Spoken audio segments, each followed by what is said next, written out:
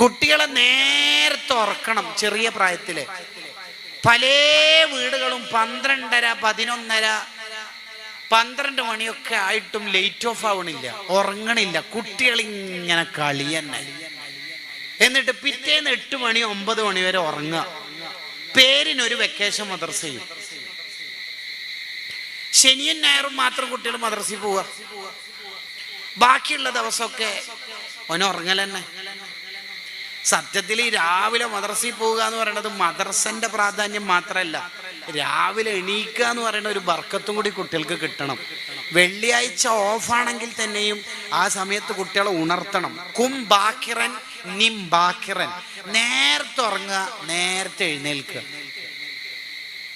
Early വൈക്കപ്പ് early sleep. നമ്മുടെ ഒക്കെ വീടുകളിൽ ഇപ്പൊ ദുരന്തമായിട്ടുള്ള ഒരു പ്രശ്നം, നേരത്തെ ഉറങ്ങൂല, വളരെ വൈകും. സുബീന് ശേഷം ഉറങ്ങുകയും ചെയ്യും. അതോടുകൂടി ബർക്കത്ത് നഷ്ടപ്പെടുമെന്ന് നബിയുനാ റസൂലുള്ളാഹി സ്വല്ലല്ലാഹു അലൈഹി വസല്ലം. ബർക്കത്ത് കുറയും. നബി സല്ലല്ലാഹു അലൈഹി വസല്ലം തങ്ങളുടെ ദുആ ഉണ്ടല്ലോ, എന്റെ ഉമ്മത്തിന് നീ പ്രഭാതത്തിൽ ബർക്കത്ത് ചെയ്യണേ അല്ലാഹ്. പ്രഭാതത്തിൽ ചെയ്യുന്ന കാര്യങ്ങളിൽ വലിയ ബർക്കത്തായിരിക്കും. സുബീന് ശേഷം ഉറങ്ങരുത്. നിങ്ങൾ ഉമ്മമാരോട് ചോദിച്ചാൽ മനസ്സിലാവും.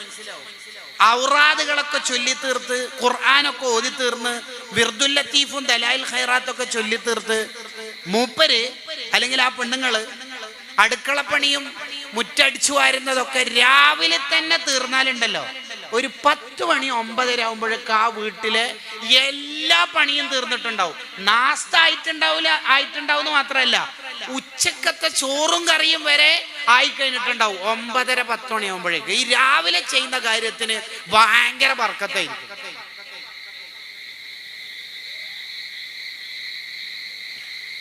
ഇനി രാവിലെ തന്നെ ഉറങ്ങിക്കൂടി ഗൾഫിന്റെ കൾച്ചറൊക്കെ നാട്ടിലേക്ക് കൊണ്ടുവന്ന ആളാണെങ്കിൽ, ഗൾഫിൽ നിന്ന് വന്ന കുറേ സാധനങ്ങളാണ് കസേര നിസ്കാരം, രാവിലത്തെ ഉറക്ക്, പാതിര വരെ 12:30 വരെ ഇങ്ങനെ കുട്ടികളെയും കൊണ്ട് കളിപ്പിക്കുക. ഇതൊക്കെ ഗൾഫിൽ നിന്ന് ഏതാ ഫ്ലൈറ്റ് എന്ന് ഓർമ്മയില്ല, ആണെന്ന് കയറി വന്നതാ. പിന്നെ സാധാരണക്കാരെ ആലിമീങ്ങളെ വേഷം ധരിക്കലും ഗൾഫിൽ നിന്ന് വന്നതാ. ശരിക്കും നമ്മൾ ആലോചിക്കണം ഓരോന്നും. നമുക്ക് ഇസ്ലാം എന്താണോ പറഞ്ഞത് ആ റൂട്ടിനപ്പുറം നമ്മൾ സഞ്ചരിക്കരുത്. ഒരു റൂട്ടുണ്ട്, ആ റൂട്ടിനപ്പുറം നമ്മൾ സഞ്ചരിക്കാൻ പാടില്ല.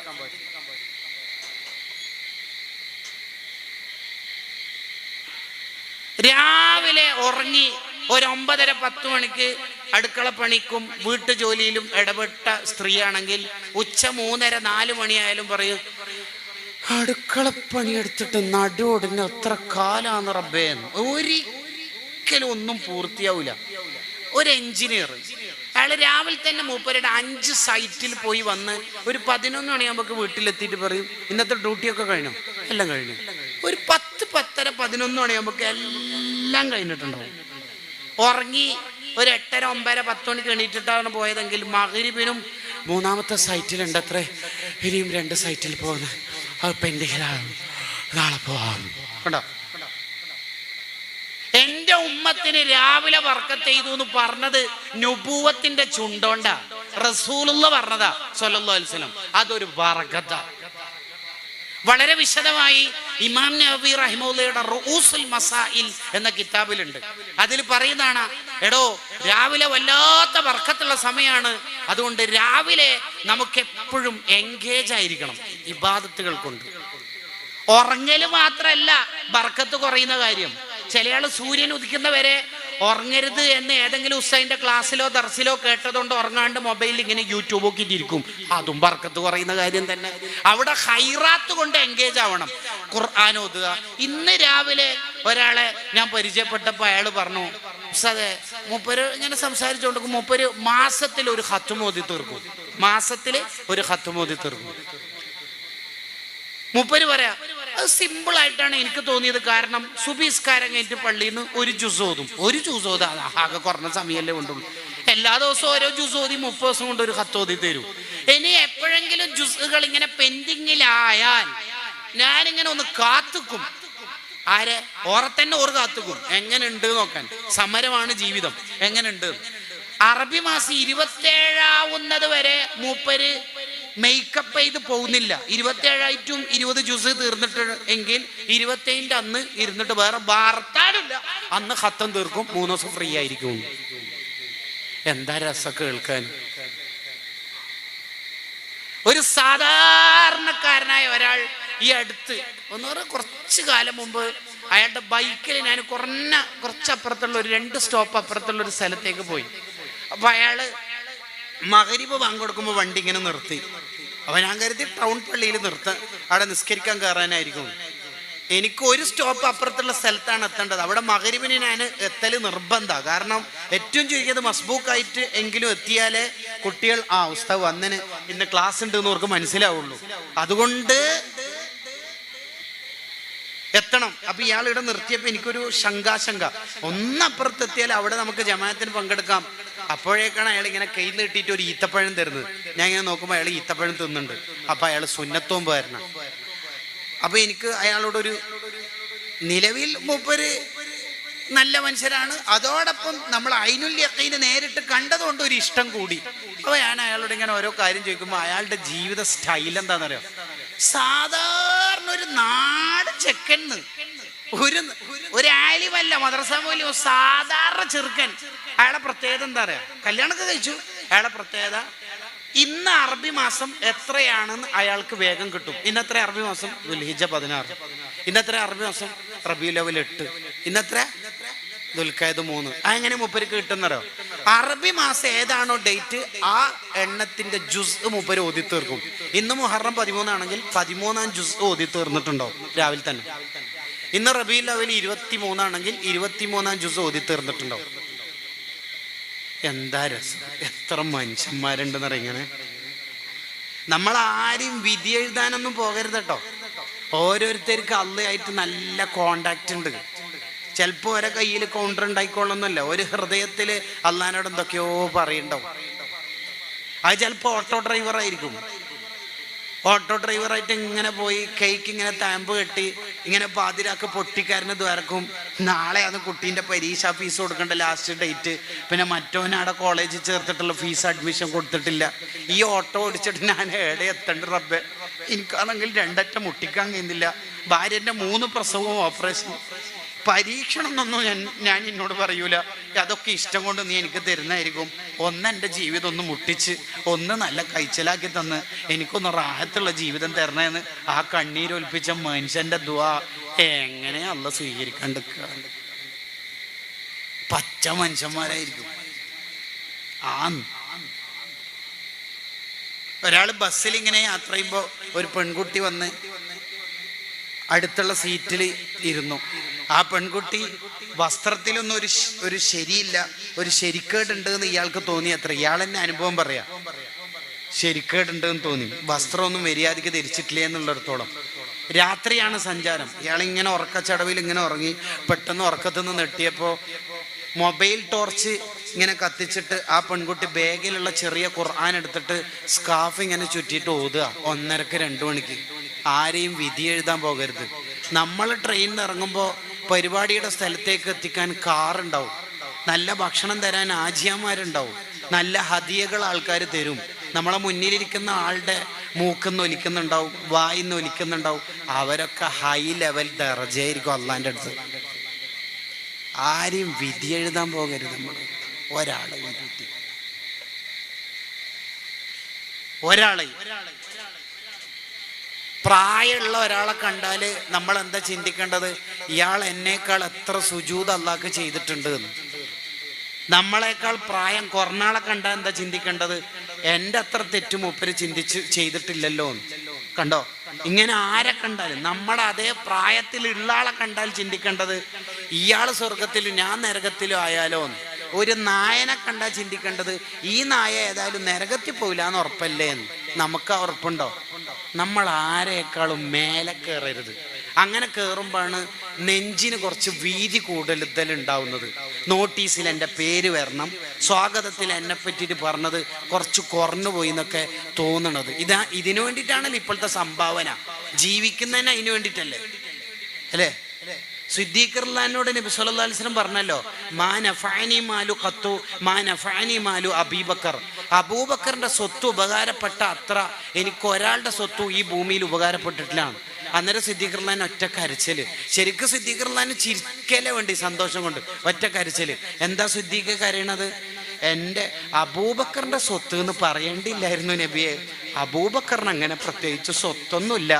അബൂബക്കറിന്റെ സ്വത്തും അബൂബക്കറും തന്നെയും റസൂലുള്ളാഹിക്കുള്ളതല്ലേ, ഇഷ്ടംപോലെ പ്രവർത്തിക്കാലോ. എന്തിനാ അബൂബക്കർ എന്ന് പറഞ്ഞത്? നമ്മളെ നാട്ടിൽ അബൂബക്കർ ഹാജി കഴിഞ്ഞ കൊല്ലം 10,000 തന്നിട്ട് ഇക്കൊല്ലം തരാത്തത് അന്നത്തെ മജ്ലിസിൽ ആദരിക്കാത്തോണ്ട്, സ്റ്റേജുമേൽ കസേര ഇല്ലാത്തോണ്ട്, നോട്ടീസിൽ വെണ്ടക്ക അക്ഷരത്തിൽ എഴുത്തില്ലാത്തോണ്ട്. നമ്മളും സിദ്ദീഖ് റളിയല്ലാഹു എന്താ ബന്ധം? തലക്കനം കുറച്ച് ഒഴിവാക്ക്. തലക്കനം ഞാൻ ബഹുമാനിക്കേണ്ട ആളാണ് എന്ന് ചിന്തിച്ചോണ്ടല്ലേ എന്നെ ബഹുമാനിച്ചിട്ടില്ല എന്ന് തോന്നുന്നത്. നമ്മൾ ആലോചിച്ച് നോക്കിയേ, ആഖിറത്തിൽ കോടിക്കണക്കിന് മനുഷ്യന്മാരിൽ ഏറ്റവും ഫസ്റ്റ് നരകത്തിലേക്ക് വിളിക്കുന്നത് നമ്മളെയാണെങ്കിലോ? അങ്ങനത്തെ നമ്മളെയാണോ ഈ നാട്ടുകാർ ബഹുമാനിക്കേണ്ടത്? ആണോ? നമ്മളൊരു ക്ലാസ്സിലേക്ക് കയറുമ്പോൾ സ്റ്റുഡൻസ് എണീറ്റുന്നു, നിഷ്കളങ്കരായ 1ാം ക്ലാസ്സിലെ കുട്ടികൾ എണീറ്റുന്നു. അതുകൊണ്ട് എന്താ ഇപ്പോൾ കിട്ടിയത്? ആ കുട്ടികൾക്ക് ഉസ്താദിനെ കണ്ടാൽ എണീറ്റിക്കണം എന്നുള്ള സുന്നത്തിന്റെ കൂലി കിട്ടി. നമുക്കെന്തപ്പോ കിട്ടിയ? ആകെ നമ്മൾ ആരെയും വിധി എഴുതാൻ പോകരുത്. ഈമാൻ കിട്ടാത്ത ഒരാൾ, അയാളെ നിന്ദിക്കാൻ പറ്റോ? ഒരു അമുസ്ലിമിനെ ഗീബത്ത് പറയാൻ പറ്റോ? ഇസ്ലാമിൽ പാടില്ല, ഹറാമാണെന്ന് ഇബ്നു ഹജർ തങ്ങൾ പറഞ്ഞല്ലേ. ഒരാളെയും പറയാൻ പാടില്ല. യഥാർത്ഥ മുസ്ലിം എന്ന് പറഞ്ഞാൽ ആരാ? നിസ്കാരത്തേമ്പ് ഉണ്ടാവുക എന്നാണോ മുസ്ലിമിന്റെ അടയാളം? കയ്യിൽ കൗണ്ടർ ഉണ്ടാവുക എന്നുള്ളതാണോ ഇസ്ലാമിന്റെ അടയാളം? എന്താ ഇസ്ലാം പറയണത്? അൽ മുസ്ലിമു മൻ സലിമൻ നാസു മിൻ ലിസാനിഹി വയദിഹി.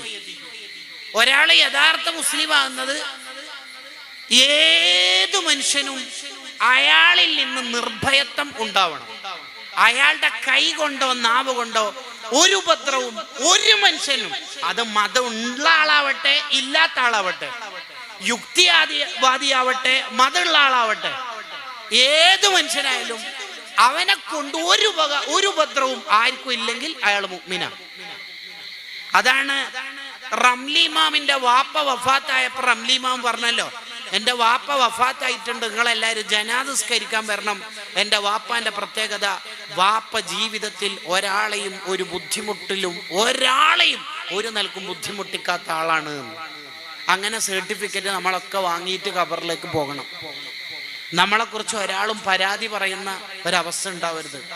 അത് മനുഷ്യൻ മാത്രമല്ല, പൂച്ചനെ കെട്ടിയിട്ടതിൻ്റെ പേരിൽ നരകത്തിൽ പോയിട്ടില്ലേ ഒരു പെണ്ണ്? നായക്ക് വെള്ളം കൊടുത്ത പെണ്ണ് സ്വർഗത്തിലെത്തിയിട്ടില്ലേ? വഴി യാത്രക്കാർക്കെല്ലാം തടസ്സമാകുന്ന മരത്തിന്റെ ഒരു കൊമ്പ് വെട്ടിയതിന്റെ പേരിൽ ഒരാൾക്ക് ദോഷം പുറത്തു കൊടുത്തില്ലേ അള്ളാഹു? ഇല്ലേ? അതുകൊണ്ടല്ലേ മഹാന്മാര് വീട്ടിൽ എലിയുടെ ശല്യം ഉണ്ടായപ്പോൾ ആരോ പറഞ്ഞു പൂച്ചനെ വാങ്ങിയാൽ മതി. പൂച്ചനെ വാങ്ങിയാൽ എലിയുടെ ശല്യം പോകും. അങ്ങനെ പോവുക? ഈ പൂച്ചനെ പേടിച്ചിട്ട് എലിയൊക്കെ പോകുന്നു. ഈ എലി എൻ്റെ അയൽവാസിയുടെ വീട്ടിലേക്കല്ലേ പോവുക, അപ്പൊ അവർക്ക് ശല്യാവൂലേ? വേണ്ട, ഞാൻ സഹിച്ചോളാം. കണ്ടോ അവരുടെ ഒക്കെ ജീവിതം കണ്ടോ? മാലിക് ബിൻ ദീനാർ റളിയല്ലാഹു അൻഹു, സഹ്ല ബിൻ അബ്ദുല്ലാഹി തുസ്തരി റളിയല്ലാഹു അൻഹു, അവരുടെ ഒക്കെ ചരിത്രത്തിൽ കാണാം. അവരുടെ അയൽവാസി ഒരു അമുസ്ലിമായ സഹോദരനാണ്.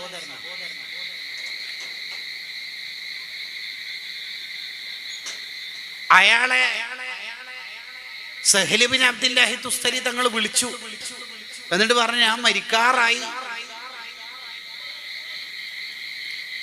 നമ്മൾ 10 കൊല്ലം ആയല്ലോ അയൽപക്ക ബന്ധമായിട്ട് മുന്നോട്ട് പോണത്.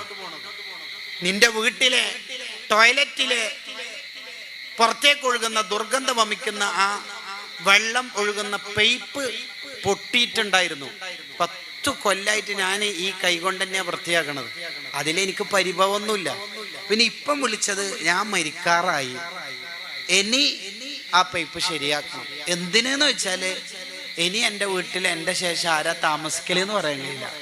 അവർക്കത് ബുദ്ധിമുട്ടാവും. പിന്നെ അവരുടെ ബുദ്ധിമുട്ട് നിങ്ങൾക്ക് കൂടി പ്രയാസമായാൽ എൻ്റെ ജീവിതകാലത്ത് നിങ്ങൾക്കൊരു ബുദ്ധിമുട്ടുണ്ടായില്ല എന്നതുപോലെ തന്നെ എൻ്റെ മരണശേഷം നിങ്ങൾക്ക് ബുദ്ധിമുട്ടുണ്ടാവരുത് എന്നത് കേൾക്കുമ്പോൾ അയാൾ കരഞ്ഞിട്ട് ഇസ്ലാമിലേക്ക് വരുന്ന ചരിത്രമുണ്ട് കിതാബില്. ഇതാ ഒറിജിനൽ ഇസ്ലാമും. ഉഗ്രവാദവും തീവ്രവാദവും അതിൻ്റെ വിഷപ്പാമ്പല്ല ഇസ്ലാം. ഇസ്ലാം സ്നേഹത്തിൻ്റെ മതമാണ്. അത് നമ്മൾ ജീവിച്ച് കാണിച്ചു കൊടുക്കണം. നമ്മളെ മക്കൾക്ക് അത് പഠിപ്പിച്ചു കൊടുക്കണം. ഞാൻ എൻ്റെ വിഷയത്തിലേക്ക് തന്നെ തിരിച്ചു വരികയാണ്. രാവിലെ നേരത്തെ എഴുന്നേൽക്കുന്ന ശീലം മക്കളിൽ രൂപപ്പെടുത്തണം. രാത്രി നേരത്തെ ഉറങ്ങുന്ന സ്വഭാവം നമ്മളിലെ മക്കളിൽ ഉണ്ടാക്കണം. ഇന്നത്തെ വാഴ് കഴിഞ്ഞിട്ട് പോകുമ്പോൾ നല്ല വാഴട്ട രണ്ടും ഉസ്താദിന്റെ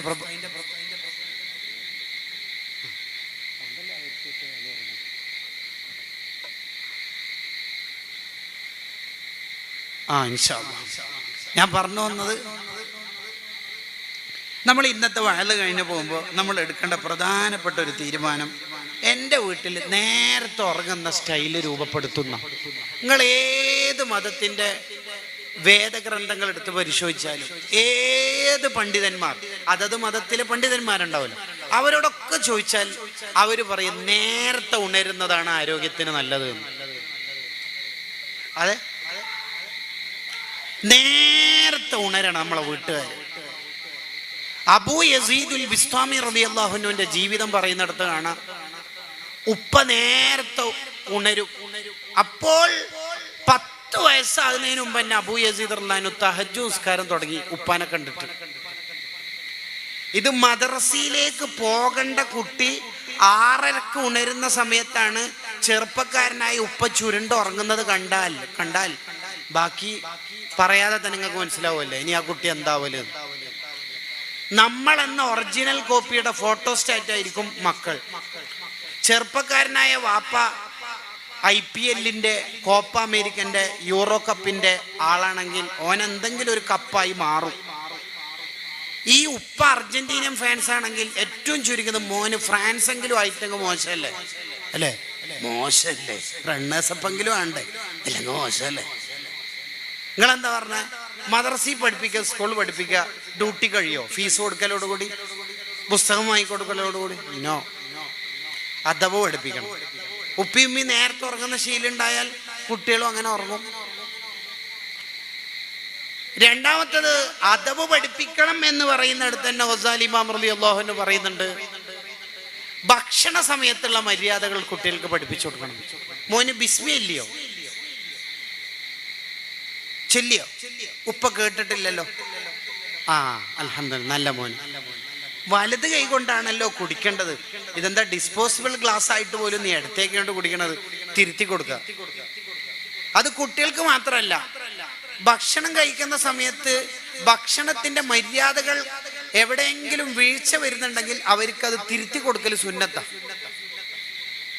ഹബീബി, വലത്തേക്ക് കൊണ്ട് കുടിച്ചാല് നന്നായി. കറി ഗ്ലാസ്സിനായിട്ട് കറിയുടെ കറ കഴുകാൻ ആളില്ല എന്നാണെങ്കിൽ വാഷ് ബേസുണ്ട്, എൻ്റെ ഭാര്യയുണ്ട്, 3 പെൺകുട്ടികളുണ്ട്, ഇഷ്ടം പോലെ വെള്ളമുണ്ട്, നോ പ്രോബ്ലം, ധൈര്യമായിട്ട് കറിയോടുകൂടി തന്നെ കുടിച്ചോളൂ എന്ന് പറഞ്ഞാൽ അവന് മേലാലെടുത്തേക്ക് കൊണ്ട് കുടിക്കൂല. 2 കൈയും കഴുകണം ഭക്ഷണത്തിന് മുമ്പ്. ഭക്ഷണത്തിന് ശേഷവും ഭക്ഷണത്തിന് മുമ്പും 2 കൈയും കഴുകുന്ന ശീലമുള്ള ആൾക്ക് വലിയ ബർക്കത്തുണ്ടാകുമെന്ന് ഇഹിയ നമ്മളെ പഠിപ്പിക്കുന്നുണ്ട്. അതിന് ഉപ്പ കഴുകണം 2 കൈയും. ഉപ്പ കഴുകിയിട്ടാന്ന് ഈ മോനിക്ക് ഉറപ്പാ. എന്തുകൊണ്ട്? കല്യാണ പന്തലിൽ ഭക്ഷണം കഴിച്ച് കഴിഞ്ഞിട്ട് ചെറുപ്പക്കാരനായ വാപ്പ ചോദിക്കുന്നുണ്ട്, വാഷ് ബേസ് എടുത്തോന്ന്. അന്നേരം തന്നെ മനസ്സിലാവൂലേ ഉടായിപ്പ്, ഇവൻ നേരത്തെ കൈ കഴുകിയിട്ടില്ല. അപ്പൊ നേരത്തെ കഴുകിയിട്ടില്ലേ?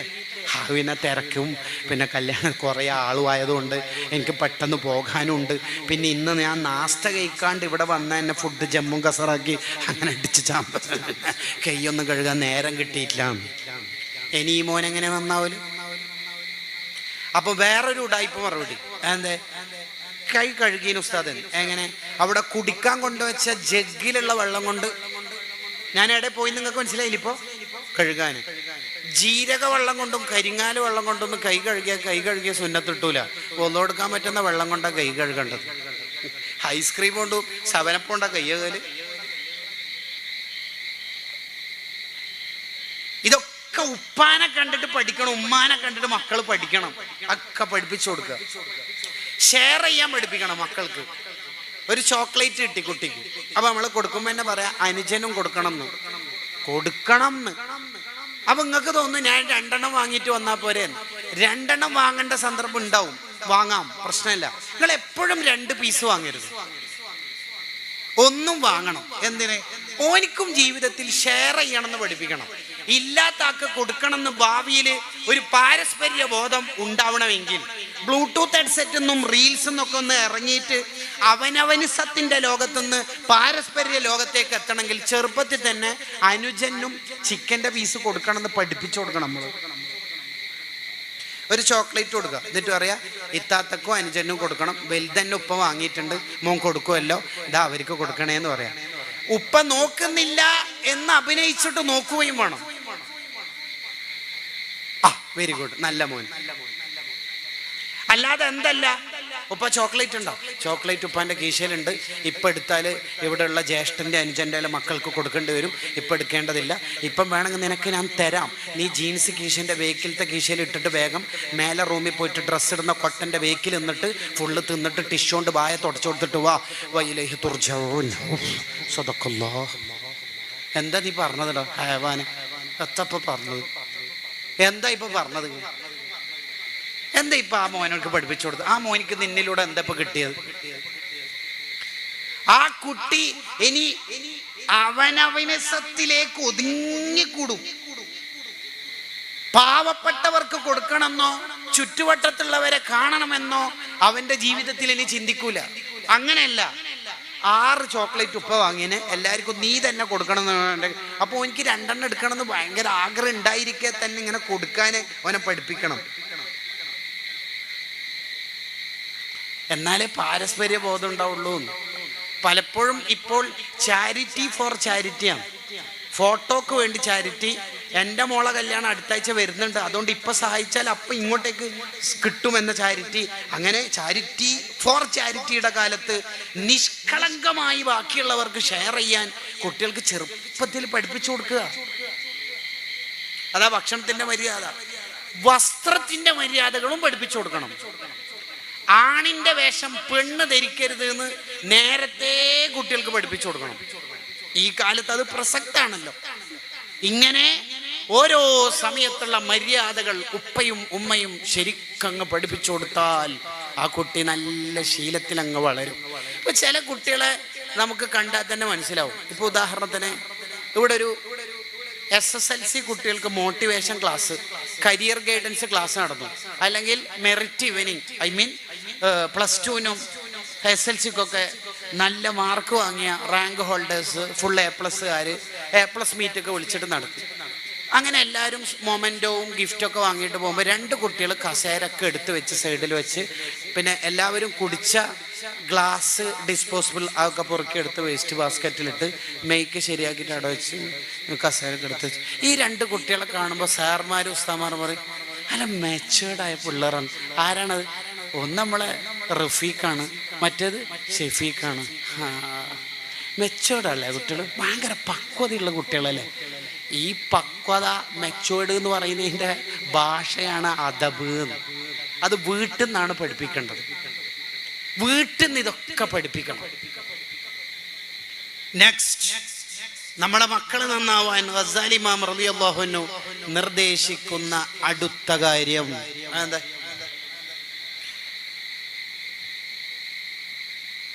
നമ്മളെ മക്കള് നന്നാവാൻ ഉപ്പയും ഉമ്മയും നന്നാവണം.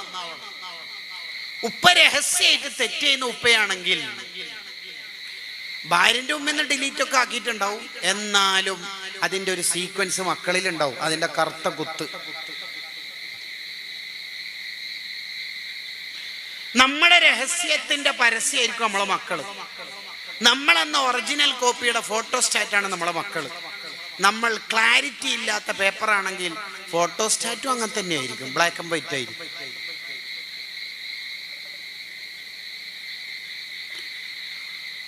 ഉപ്പാന്റെ ഉമ്മാന്റെ രഹസ്യ ജീവിതം എന്താണോ അതായിരിക്കും ഭാവിയിൽ മക്കളായി രൂപപ്പെട്ടു വരിക.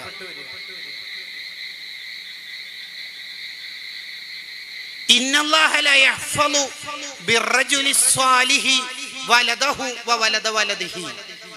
ബുഖാരി ഇമാമിന്റെ ഉസ്താദായ മുഹമ്മദ് ബിൻ മുൻകദിർ റളിയല്ലാഹു അൻഹു പറയുന്നുണ്ട്, ഒരാളുടെ ജീവിതം നന്നായാൽ അയാളുടെ മക്കള് മാത്രമല്ല മക്കളെ മക്കളും സ്വാലിഹീങ്ങളാകും. ഒരു നാട്ടിലൂടെ മൂസാ നബി അലൈഹി സ്വലാമും ഖളിർ അലൈഹി സ്വലാമും നടന്നു പോകുമ്പോൾ ഫുഡ് ചോദിച്ചു, വെള്ളവും അവർ കൊടുത്തിട്ടില്ല.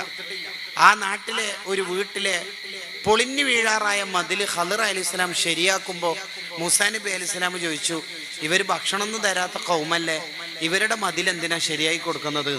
ഖളിർ അലൈഹി സ്വലാമിന്റെ മറുപടി, വഖാന അബൂഹുമാ സ്വാലിഹ. ഈ രണ്ട് ചെറിയ എത്തീമക്കളില്ലേ, മൂന്നാമത്തെ അല്ലെങ്കിൽ ഏഴാമത്തെ ഉപ്പയും ഉമ്മയും സ്വാലിഹീങ്ങളാണ്. എത്രയോ മേലെയുള്ള ഉപ്പാപ്പിയും ഉമ്മാമിയും നന്നായോണ്ട് ഒരു നബി ഈ മക്കൾക്ക് ഹിദ്മത്ത് എടുത്തു കൊടുക്കുകയാണ്. കണ്ടോ, ഈ ആയത്തിന്റെ തഫ്സീറിൽ മഹാന്മാര് പറയുന്നുണ്ട്, ഉപ്പിയുമ്മയും നന്നായാൽ മക്കളെ മക്കൾ ആ തലമുറ നന്നാകുമെന്ന് ഈ ആയത്ത് രേഖയാണ്, ഈ ആയത്ത് തെളിവാണ്. അതുമാത്രല്ല, ഒരാളുടെ യുവത്വകാലം നല്ല കാലാണ്, തഖ്വയുള്ള കാലം. സുന്നത്ത് ജമാഅത്തിന്റെ പ്രവർത്തകനായി നല്ല തഖ്വയുള്ള ജീവിതം ഉള്ള ഇബാദത്തുള്ള ജീവിതമാണ് ആ ചെറുപ്പക്കാരൻ, ആ ചെറുപ്പക്കാരി. എങ്കിൽ കേട്ടോളിയെ, എങ്കിൽ മക്കള് നന്നാവും എന്നുള്ള കാര്യമെല്ലാം പിന്നെ വരുന്നതല്ലേ, ഇപ്പൊ ലൈവായിട്ടുള്ള കാര്യം അതിന് പറയാൻ പോണത്. ഒരാളുടെ യുവത്വം നല്ല ജീവിതം, ഇബാദത്തില്ല, അള്ളാന്റെ മാർഗത്തിലുള്ള ജീവിതം, തെറ്റുകുറ്റങ്ങളിലില്ല, ഹറാമുകളിൽ ഇല്ല, ക്യാമ്പസിലെ തെറ്റുകുറ്റങ്ങളിലോ സോഷ്യൽ മീഡിയയിലെ ഹറാമുകളിലോ പെടാതെ സ്വലാത്ത്, ദിക്ർ, ദീനി പ്രവർത്തനം, പള്ളി, ഇബാദത്തുമായി ജീവിക്കുന്ന നല്ല ജീവിതം. എങ്കിൽ അയാൾ കല്യാണം കഴിച്ചാൽ ആ ദമ്പതിമാർക്ക് ഉണ്ടാവുന്ന മക്കളെ മക്കൾ കുടുംബ പരമ്പര നന്നാകുമെന്ന് നേരത്തെ പറഞ്ഞല്ലോ. അത് പിന്നീട് ഫ്യൂച്ചർ അല്ലേ, ഇപ്പോഴുള്ള കാര്യം പറയാം. അതെന്താണെന്നറിയോ, ഇയാള് തന്നെ വളർന്ന് വലുതായി പ്രായമായി കഴിയുമ്പോൾ ഈ പ്രായത്തിലും വയസ്സനായാലും വാർദ്ധക്യത്തിലും ഒരുപാട് ഇബാദത്ത് ചെയ്യാൻ ഈ യുവത്വകാലത്തെ ഇബാദത്തിന്റെ ബർക്കത്ത് കൊണ്ട് അയാൾക്ക് കഴിയുമെന്ന് ഹുസ്നു തനബ്ബുഹ് ലിമാ വറദ ഫി തശബ്ബുഹ് എന്ന കിതാബിൽ കാണാം. അപ്പൊ പ്രായമുള്ള കാലത്ത് കുറെ ഇബാദത്ത് ചെയ്യുന്ന, തഹജ്ജുസ്കരിക്കുന്ന, ഖുർആൻ ഓതുന്ന ഉമ്മാനെ, ഉമ്മാമാനെ, ഉപ്പാപ്പാനെ കണ്ടാ മനസ്സിലായിക്കോളി, ഓർ ചെറുപ്പത്തിലേ അങ്ങനെ തന്നെയാണ്. അടിച്ചു പൊളിച്ച് തിമിർത്താടിയിട്ട് പിന്നീട് തൗബ ഇത് നന്നാവുമെന്ന് വിചാരിക്കുന്ന കാലം ഒരു പക്ഷെ നമുക്ക് ആ കാലം കിട്ടിക്കൊള്ളണമെന്നില്ല എന്ന ബോധം നമുക്കുണ്ടാവും.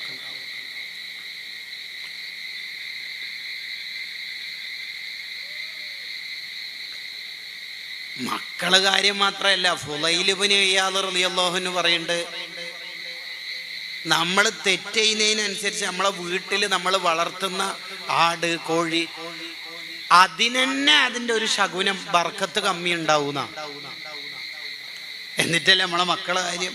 അതുകൊണ്ട് നമ്മളെ നല്ല ജീവിതമാവണം, നല്ല ജീവിതം ഉണ്ടാവണം, എന്നാലേ നമ്മളെ മക്കൾ നന്നായി കിട്ടുള്ളൂ. ചെറിയൊരു ചരിത്രം ബർക്കത്തിന് വേണ്ടി പറഞ്ഞ് ഞാൻ എൻ്റെ സംസാരം അവസാനിപ്പിക്കുകയാണ്. നമ്മളെ മക്കൾക്ക് നന്നായി ദീൻ അങ്ങ് പഠിപ്പിച്ചു കൊടുക്കണം. സയൻസും ടെക്നോളജിയും ഒക്കെ എത്ര പഠിച്ചാലും അപരനെ സഹായിക്കണം, അപകടത്തിൽപ്പെട്ടവരെ രക്ഷപ്പെടുത്തണം, പാവപ്പെട്ടവരെ സഹായിക്കണം എന്ന് ആ കുട്ടിക്ക് കിട്ടണമെങ്കിൽ മതബോധം ഉണ്ടാവണം, ധാർമ്മിക വിദ്യാഭ്യാസം കൊടുക്കണം. ഇംഗ്ലീഷ് ലിറ്ററേച്ചറിൽ ഡിഗ്രിയും PGയും എടുത്തതുകൊണ്ട് അയൽവാസി പട്ടിണി കിടക്കുമ്പോൾ അവന് ഭക്ഷണം കൊടുക്കൽ എൻ്റെ കടമയാണെന്ന് കിട്ടുമോ? വീണ ആപ്പിള് ഗുരുത്വാകർഷണ ബലമാണ് അതിൻ്റെ കാരണം ന്യൂട്ടൻ്റെ തിയറി പഠിച്ച ഒരാൾക്ക് ഈ വീണ ആപ്പിൾ എൻ്റേതല്ലെങ്കിൽ അപ്പുറത്തെ പറമ്പിലേക്ക് തന്നെ ഇട്ടു കൊടുക്കണം, ഇനി എൻ്റേതാണെങ്കിൽ പാവപ്പെട്ടവർക്ക് ഷെയർ ചെയ്യണം എന്ന് കിട്ടണമെങ്കിൽ ഈ തിയറി കൊണ്ട് കിട്ടുമോ? H2SO4 സൾഫ്യൂരിക് ആസിഡും ഹൈഡ്രജൻ പെറോക്സൈഡും ഈ കെമിസ്ട്രിയും സുവോളജിയും ബോട്ടണിയൊക്കെ കുറേ പഠിച്ചാൽ ശരി, ആക്കെ പഠിക്കണം. കാലാനുസൃതമായ വിജ്ഞാനം നമുക്ക് ഉണ്ടാവണം. ഉമ്മ അസുഖമായാൽ, ഉമ്മക്ക് പ്രായമായാൽ ഓൾഡ് ഏജ് ഹോംസിൽ വൃദ്ധസദനത്തിൽ കൊണ്ടിടല്ല വേണ്ടത്, ഞാൻ അവരെ പരിചരിക്കണമെന്ന ബോധം കിട്ടണമെങ്കിൽ ഈ സയന്റിഫിക് തിയറീസ് കൊണ്ട് കിട്ടുമോ? CCTVയും നിയമപാലകരും ഉള്ളത് കൊണ്ട് ഞാൻ കള്ളു കുടിക്കാൻ പാടില്ല എന്നേ ഭൗതിക ചിന്താഗതിയിൽ നിന്ന് വരുള്ളൂ. എൻ്റെ റബ്ബ് എന്നെ കാണുന്നുണ്ട്, അതുകൊണ്ട് ഞാനൊരു തെറ്റിലും പെടരുത് എന്ന ചിന്ത വരണമെങ്കിൽ ഉള്ളിൻ്റെ ഉള്ളിൽ ദീൻ ഉണ്ടാവണം, മതബോധം ഉണ്ടാവണം, മോറൽ വിദ്യാഭ്യാസം ഉണ്ടാവണം. അതിന് കുട്ടികൾക്ക് നന്നായി ദീൻ പഠിപ്പിക്കണം. അതിന് നമ്മളെ നാട്ടിലെ സംവിധാനങ്ങളെല്ലാം നമ്മൾ ഉപയോഗിക്കണം. അതിന് ചെറിയൊരു ചരിത്രം പറഞ്ഞ് ഞാൻ എൻ്റെ സംസാരം നിർത്തുകയാണ്. ഫറൂഖ് എന്ന പേരുള്ള ഒരാൾ, അദ്ദേഹത്തിൻ്റെ ഭാര്യ ഗർഭിണിയായിരിക്കുന്ന ഭാര്യക്ക് 30,000 ദിർഹം കൊടുത്തിട്ട് പറയാ, ഞാൻ കച്ചവടത്തിനും മറ്റാവശ്യങ്ങൾക്കൊക്കെയായി വീട്ടിൽ നിന്ന് യാത്ര തുടങ്ങുകയാണ്. ഇനി വരുമോ വരൂലേ, വന്നാൽ തന്നെ എപ്പോഴാ എത്തുക എന്നൊന്നും പറയാൻ പറ്റൂല. ജനിക്കുന്ന കുട്ടിയെ നന്നായി മതം പഠിപ്പിക്കണം, അവനെ നന്നാക്കിയെടുക്കണം, അതിനാണ് ഈ പണം ചെലവാക്കേണ്ടത് എന്നും പറഞ്ഞ് ഫറൂഖ് യാത്ര ആരംഭിച്ചു. വഫയാത്തുൽ അയാനിൽ ഇബ്നു ഖല്ലിക്കാൻ തങ്ങൾ ഈ ചരിത്രം പറയുന്നുണ്ട്. തബഖാത്തു ഷാഫിഇയ്യത്തിൽ കുബറയിൽ ഇമാം തഖിയുദ്ദീൻ സുബ്കി റളിയല്ലാഹു അൻഹു വിശദീകരിക്കുന്നുണ്ട്. ഉമറുൽ ബുൽഖൈനി തങ്ങളുടെ അത്തദ്കിറയിലും ചരിത്രം ഹ്രസ്വമായി പറയുന്നത് കാണാം. ഫറൂഖ് കച്ചവടവും മറ്റാവശ്യങ്ങളും ലക്ഷ്യം വെച്ച് ദീർഘദൂര യാത്രയിലാണ്. 1, 2, 3, 4 വർഷങ്ങൾ കഴിഞ്ഞു വന്നില്ല. ഒരുപാട് കാലം കഴിഞ്ഞ് 27 വർഷം കഴിഞ്ഞിട്ട് തൻ്റെ പഴയ ഓർമ്മയിൽ നിന്ന് ആ പഴയ വീട് തപ്പി പരതി സെർച്ച് ചെയ്ത് ഇങ്ങനെ നാട്ടിലേക്കെത്തി. അവസാനം ആ ചെറിയ ഓർമ്മയിൽ നിന്ന് തൻ്റെ വീട്, ആ ചെറിയ വീട്ടിൻ്റെ അടുത്തെത്തി കുതിരപ്പുറത്തുനിന്ന് ഇറങ്ങി തൻ്റെ കയ്യിലുള്ള ഒരു ചെറിയ കുന്തം കൊണ്ട് ഇങ്ങനെ വാതിൽ മുട്ടി. അപ്പോഴാണ് ഉള്ളിൽ നിന്നൊരു ചെറുപ്പക്കാരൻ പുറത്തേക്ക് വന്നിട്ട് ചോദിക്കുകയാണ്, എന്താ എൻ്റെ വീട്ടിൽ അതിക്രമിച്ച് കയറാൻ ശ്രമിക്കുകയാണോ? അതെ. നിന്റെ വീടോ? ഇത് എൻ്റെ വീടാടോ. എവിടുന്നോ വന്ന ഒരാൾ എൻ്റെ വീടെന്ന് അവകാശവാദമായിട്ട് വരുന്നു. നിങ്ങളാരാ? എൻ്റെ വീട്ടിലേക്ക് കയറി വന്നിട്ട് നിങ്ങളാരാന്ന് എന്നോടോ? എൻ്റെ വീട്ടിൻ്റെ ഉള്ളിൽ കയറിയിട്ട് നിങ്ങൾ എന്നോടാണല്ലോ ഈ ചോദ്യം ചോദിക്കണത്. രണ്ടുപേരും തർക്കത്തിലെത്തി. അടിപിടിയിലേക്ക് എത്തുമോ എന്ന ആശങ്കയാണ് ഇനിയുള്ളത്. നാട്ടുകാരെല്ലാം ഒരുമിച്ച് കൂടി മസ്ലഹത്തിന്റെ ചർച്ചകൾ ആരംഭിക്കണോ എന്ന ഒരു അന്തരീക്ഷത്തിലേക്ക് എത്തിയപ്പോഴാണ് ഉള്ളിൽ നിന്നൊരു പെൺ ശബ്ദം. നാട്ടുകാരെ, നിങ്ങൾ പോയിക്കൊള്ളി, ഇത് രണ്ടാളും പരസ്പരം അറിയാത്തോണ്ടുള്ള ശങ്കാശങ്കയാണ്. വന്നത് എൻ്റെ ഭർത്താവാണ്. 27 കൊല്ലം മുമ്പ് മൂപ്പര് പോയതാ. അന്ന് ഞാൻ ഗർഭിണിയാണ്. പിറ്റത്തെ കൊല്ലം പ്രസവിച്ചു. 26-ാം വയസ്സുള്ള എൻ്റെ മോനാ ഇത് മോനാന്ന് ഉപ്പാക്കോ അത് ഉപ്പയാണെന്ന് മോനിക്കോ അറിയാത്തോണ്ടുള്ള പ്രശ്നമാണ്. നിങ്ങൾ പോയിക്കോളി, പ്രശ്നം വലുതൊന്നുമല്ല, കാര്യം തീരുന്ന പ്രശ്നമേ ഇല്ല എന്ന് നാട്ടുകാർ പിരിഞ്ഞുപോയി. ഇവർ പരസ്പരം പൊരുത്തപ്പിടിച്ച് കെട്ടിപ്പിടിച്ച് ചുടുചുംബനങ്ങൾ നൽകി ഉപ്പ ഉള്ളിലേക്ക്, മോന് പുറത്തേക്കും പോയി. ഫറൂഖ് 27 കൊല്ലം ശേഷം ഭാര്യയോട് ചോദിച്ച ആദ്യത്തെ ചോദ്യം, പണ്ട് വളരെ മുമ്പ് ഒരു 30,000 ദിർഹം തന്നിട്ടില്ല, അതൊക്കെ വെക്കേണ്ടടുത്ത് വെച്ചിട്ടുണ്ട്, ചെലവാക്കേണ്ടടുത്തേ ചെലവാക്കിയിട്ടുള്ളൂ, വന്ന ഉടനെ അതാണോ ചോദിക്കണത്? ഒന്ന് ഫ്രഷായി മദീനത്തെ പള്ളിയിലൊക്കെ പോയി ഒന്ന് നിസ്കാരമൊക്കെ കഴിഞ്ഞ് ഒരു റാഹത്തായിട്ട് വന്നൂടെ? ഓക്കെ, ഒന്ന് ഫ്രഷായി മദീനത്തെ പള്ളിയിലേക്ക് എത്തി. 1000 പങ്കെടുക്കുന്ന പണ്ഡിത ദർസ്, മദീനത്തെ പള്ളിയെ പുളകിതമാക്കുന്ന ഒരു ദർസ്. സുബ്ഹാനല്ലാഹ്, ദർസിൽ ശിഷ്യന്മാരാരൊക്കെ ഉള്ളതെന്നറിയോ? മാലിക് ഇമാം അടക്കമുള്ള വലിയ റളിയല്ലാഹു അൻഹു മഹാന്മാർ, ഇമാമു ദാരിൽ ഹിജ്റ ഷാഫി ഇമാം റളിയല്ലാഹുവിന്റെ പ്രധാന ഉസ്താദല്ലേ മാലിക് ഇമാം. ആ മാലിക് ഇമാം അടക്കം ശിഷ്യന്മാര്. അപ്പൊ ഉസ്താദ് ആരായിരിക്കും? പരിചയമില്ല, നോക്കുമ്പോ പരിചയമില്ല. അങ്ങനെ അടുത്തടുത്ത് ഇങ്ങനെ പോയി നോക്കുമ്പോ ഈ ദർസ് നടത്തുന്ന ഒരു ചെറുപ്പക്കാരനാണ്, നല്ല പണ്ഡിതൻ. അതുകൊണ്ടാണല്ലോ ഈ മഹാന്മാർ ഇവിടെ ദർസ് കേൾക്കാൻ ഇരിക്കണത്. ഞാൻ നോക്കുന്നതിനനുസരിച്ച് ആ പണ്ഡിതൻ ഇങ്ങനെ തല താഴ്ത്തി കൊണ്ടുപോവാൻ, എന്നെ കാണണ്ട എന്ന മട്ടത്തിൽ. കുറച്ചുകൂടി സൂക്ഷ്മമായി നോക്കപ്പോഴാണ് നേരത്തെ എൻ്റെ ഭാര്യ, ഞാൻ വളർത്തിയ മോൻ, എൻ്റെ മോൻ എന്ന് പറഞ്ഞ മോനാണല്ലോ അത്. കണ്ണിന്ന് വെള്ളം വരാൻ തുടങ്ങി സന്തോഷം കൊണ്ട്.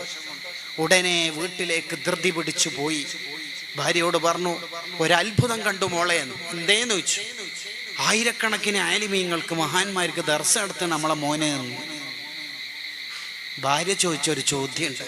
എന്താ ചോദ്യം എന്ന് പറയാം. നിങ്ങൾ തന്ന 30,000 വലിയ എമൗണ്ട് ഈ മോനെ ആലിമാക്കാനാ ചെലവാക്കിയത്. നിങ്ങൾ തന്ന പണം ഞാൻ വെക്കേണ്ടടുത്ത് തന്നെയല്ലേ വെച്ചത്? അതെ മോളെ നീ വെക്കേണ്ടടുത്ത് തന്നെയാണ് വെച്ചത്. ആ മഹാനാണ് മാലിക് ഇമാമിന്റെ അടക്കം ഉസ്താദായ റബീഅത്തു റൈ റളിയല്ലാഹു അൻഹു എന്ന പണ്ഡിതൻ. അരമനയുടെ അകത്തളത്തിൽ നിന്ന് ഒരു ഉമ്മ വളർത്തിയ മോനാണ്. എൻ്റെ ശബ്ദം കേൾക്കുന്ന ഓഫ്ലൈനിലും ഓൺലൈനിലും കേൾക്കുന്ന സഹോദരിമാരോടാണ് ഈ ചോദ്യം. നിങ്ങൾക്ക് കഴിയുമോ ലോകത്തിൻ്റെ ദിഗന്ധങ്ങളിൽ 4 ഭാഗത്ത് ദീനെത്തിച്ച മഹാന്മാരായ മദ്ഹബിൻ്റെ ഇമാമിങ്ങളുടെ ഉസ്താദായ റബീഅത്തു റൈ റളിയല്ലാഹു അൻഹു എന്ന പണ്ഡിതനെ വീട്ടിൻ്റെ അകത്തളത്തിൽ ഇരുന്നിട്ട് അന്താരാഷ്ട്ര ലോകം വരെ എത്തുന്ന പണ്ഡിതനാക്കിയത് വീട്ടിൻ്റെ ഉള്ളിൽ നിന്നുള്ള ഉമ്മയായിരുന്നു. നിങ്ങൾക്ക് ആ ഉമ്മയാവാൻ കഴിയുമോ എന്നാണ് ഈ പരിപാടി ചോദിക്കുന്ന ഒരേ ഒരു ചോദ്യം. ആ ഭാര്യ മോനെ ആലിമാക്കുമ്പോൾ അതിന് 100 സപ്പോർട്ട് നൽകിയ ഫറൂഖ് എന്ന ഭർത്താവാൻ നമുക്ക് കഴിയുമോ എന്നും ചോദ്യത്തിൻ്റെ ഉള്ളിൽ ഒരു ചോദ്യമുണ്ട്. കൂട്ടുകാരെ, നമ്മുടെ ഖബറൊന്ന് സ്വർഗമാവണം, നമുക്ക് പരലോകത്ത് രക്ഷപ്പെടാൻ കഴിയണം. അതിന് നമ്മുടെ ഏറ്റവും വലിയ സ്വത്തായ മക്കളൊന്ന് നന്നായി കിട്ടണം. നിന്റെ മോനതാ റോഡ് സൈഡിൽ കള്ള് കുടിച്ച് കിടക്കുന്നു, നിന്റെ മോളതാ ഒരുത്തൻ്റെ കൂടെ ഒളിച്ചോടി പോകുന്നു എന്ന് നമ്മൾ ദുനിയാവിൽ കേൾക്കേണ്ടി വന്നാൽ എന്തിന് നമ്മൾ ജീവിക്കുന്നു എന്ന് നമ്മൾ വിചാരിക്കും. അള്ളാഹു കാത്തുരക്ഷിക്കട്ടെ.